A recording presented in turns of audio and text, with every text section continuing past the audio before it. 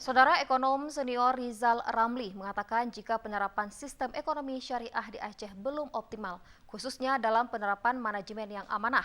Padahal bila dilakukan dengan baik dan profesional, dapat berdampak pada peningkatan pertumbuhan ekonomi Aceh yang saat ini masih berada di bawah rata-rata nasional.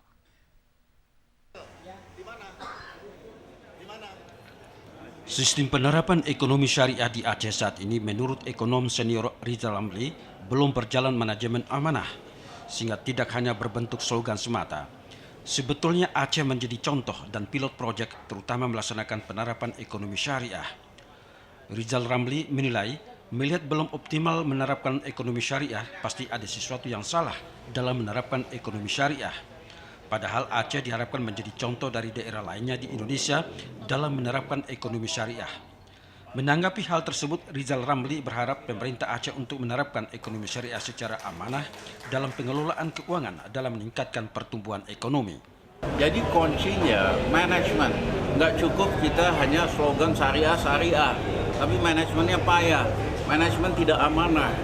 Nah, syariah itu baru punya manfaat kalau manajemennya amanah, transparan. Ya, jadi jangan kita sibuk dengan slogan, mohon maaf, syariah, tapi manajemennya amburadul, manajemennya tidak amanah.